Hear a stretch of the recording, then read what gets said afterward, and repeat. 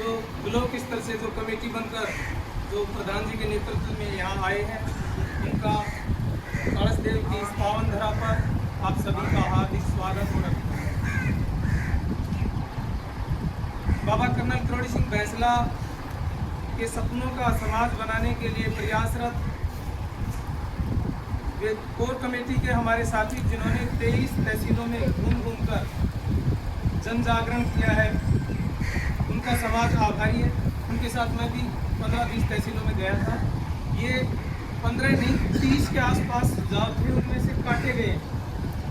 ये सुझाव महाद्वारा बहुत जगह हर तहसील उन्होंने मदद किया, नहीं तो पहले भी इसमें शामिल कर लिया जाता, लेकिन मजबूरी थी कि भाई उसमें दिक्कत आ सकेगी, इसलिए सब तहसीलों में काटा गया, मान लिया गया।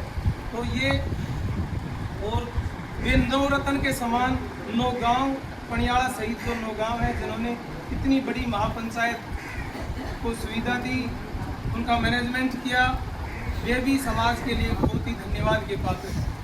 आने वाले समय में वे समाज में नवरत्न के रूप में सम्मान करेंगे। आज हमारे 500 गाँव के लोग जो एकत्रित हुए हैं, हम सभी लोग इन 11 बिंदुओं का स्वागत करते हैं, उनको स्वीकार करते हैं। हमारे बुजुर्ग बैठे हैं, पहले भी हमने 3 साल पहले यहाँ पंचायत की थी, उनमें से कोई कारणों से उनमें से कुछ नियम थोड़े बहुत शिथिल हो गए थे, लेकिन समाज क्लासरूम नहीं है कि भाई बच्चों को धमका कर बैठा था, एक बड़ा सागर है, इसमें धीरे धीरे बदलाव आता है। सबसे पहले समाज सुधारक भगवान श्री कृष्ण हुए थे, उन्होंने कुरीतियों पर प्रहार करना शुरू किया था। उसके बाद में राजा राम मोहन राय और सरकारों का सहयोग लेकर भी लोगों ने प्रयास किए, लेकिन फिर भी कई कुरीतियाँ उलझी रह गई।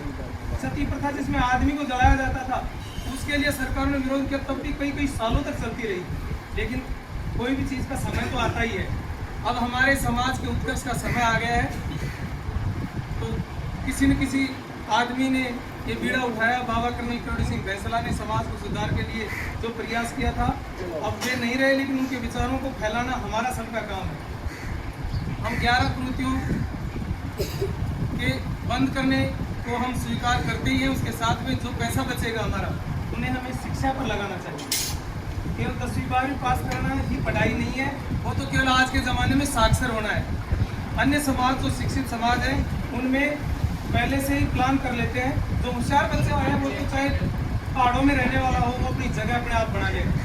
लेकिन जो मीडियम बच्चे हैं, उनके लिए पहले प्लान कर लेते हैं कि हम उनके लिए ये कोर्स करवाएंगे, 12वीं के बाद में 10 लाख रुपये उसके लिए रखते हैं। हम मृत्यु भोज के लिए रखते थे, तो हमारा बच्चा तो उन 10 लाख को उतारने में मजदूरी करता था, और वो उस कोर्स को करके उस मजदूरी से बाहर निकल कर कहीं ना कहीं, चाहे सरकारी नहीं तो प्राइवेट सेक्टर में भी जगह बना लेते हैं। अब हम भी उस दिशा में बढ़ रहे हैं, हम भी अपने बच्चों के ऊपर शिक्षा पर ज़्यादा पैसा खर्च करेंगे।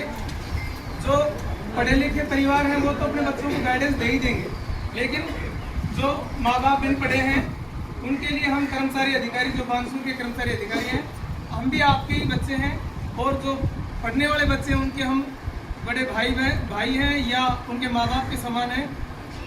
24 घंटे और 7 दिन कभी भी वो हमारे को याद करे, हम उसकी सेवा में हाजिर रहेंगे, उसको गाइडेंस भी देंगे, सलाह देंगे उसको क्या करना चाहिए, और यदि मदद की जरूरत पड़ी तो आर्थिक मदद भी करेंगे। दूसरे छात्रावास में उसके रहने के लिए व्यवस्था कराएंगे, उसके खाने के लिए हम पैसा दे देंगे कर्मचारी मिलकर। और बच्चा चाहिए पढ़ने वाला। आप सभी लोग ये कुरीतियों को बंद करके अपने बच्चों की पढ़ाई में पैसा लगाएं। इसी के साथ मैं अपनी वाणी को विराम देता हूँ। जय हिंद, जय भारत।